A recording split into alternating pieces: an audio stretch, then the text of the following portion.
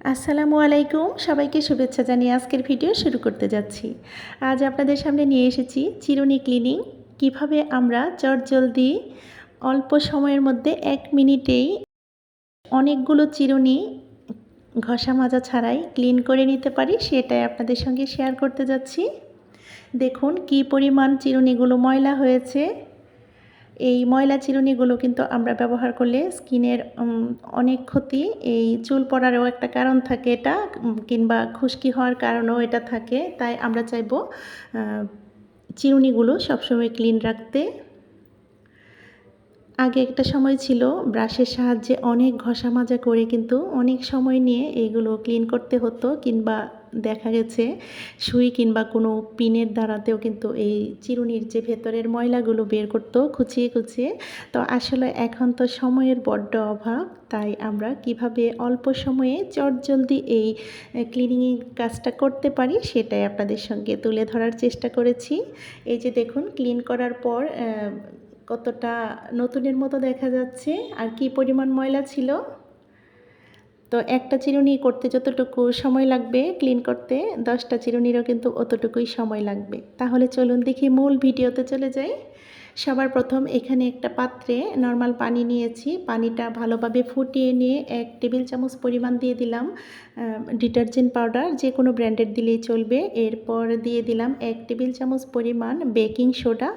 আপনাদের হাতে যদি বেকিং সোডাটা না থাকে তাহলে কিন্তু যে রেগুলার খাবার সাদা লবণটা দিয়ে দিতে পারেন 1 টেবিল চামচ পরিমাণ, সেটা দিলেও কিন্তু চলবে।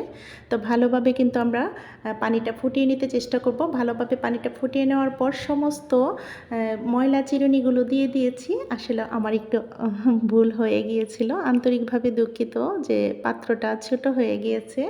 আপনারা এই ভুলটা করবেন না। শুরুতেই কিন্তু একটা বড় পাত্র নেওয়ার চেষ্টা করবেন যেন চিরুনিগুলো ভালোভাবে ডুবে। তাহলে এই পর্যায়ে কিন্তু আমি একটা বড় পাত্রে ট্রান্সফার করে নিচ্ছি।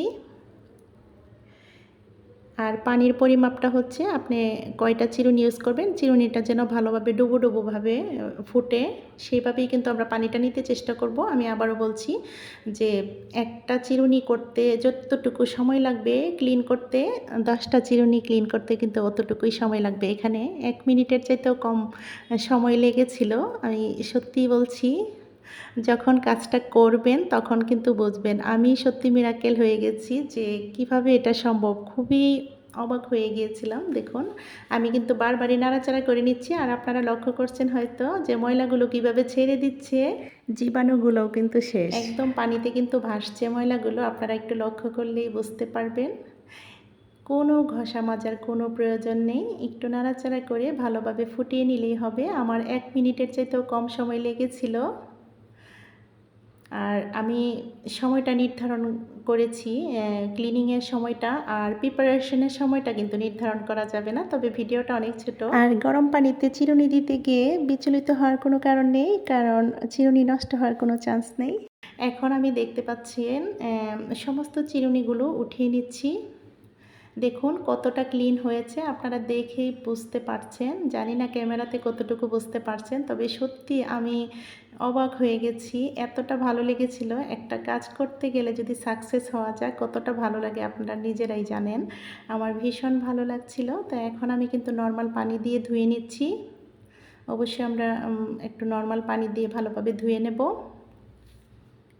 একটুকু কিন্তু ময়লা লেগে নেই, একদম অনেক পুরনো এই চিরুনিগুলো এখন একদম নতুনের মতো দেখা যাচ্ছে। দেখুন আমরা কিন্তু চিরুনি যার চিরুনি যার ব্যবহার করতে চেষ্টা করব। একজনের চিরুনি কিন্তু আরেকজনের ব্যবহার করাটা ঠিক না। আমাদের ঘরে কিন্তু এক একজনের এক একটা চিরুনি দিয়ে ইউজ করে। আমি কারো চিরুনি দিয়ে ইউজ করি না কখনোই, কোথাও গেলে কিন্তু ক্যারিং করে নিয়ে যাই। তো দেখুন ফাইনাল লুকটা কতটা চকচকে ভাব, আর একটু ময়লাও নেই। এটা আমরা গামছা কিংবা টিস্যু দিয়ে মুছে নিতে পারি। তো যদি আপনাদের একটু হলেও উপকারে আসে ভিডিওটাতে লাইকটা দিয়ে দিবেন আর শেয়ার করে দিবেন। আপনাদের গুরুত্বপূর্ণ কমেন্টের অপেক্ষায় রইলাম। আর নতুন বন্ধুরা চ্যানেলটাকে সাবস্ক্রাইব করে আমার পাশে থেকে যেতে পারেন। পাশে থাকা অল অপশনটাতে ক্লিক করে দেবেন যেন নোটিফিকেশন সবার আগে আপনার কাছে পৌঁছে যায়। তো আগামী ভিডিও দেখার আমন্ত্রণ জানিয়ে আজকের মতো ভিডিওটা এখানেই শেষ করব। সবাই ভালো থাকবেন, সুস্থ থাকবেন। আল্লাহ হাফেজ। আসসালামু আলাইকুম।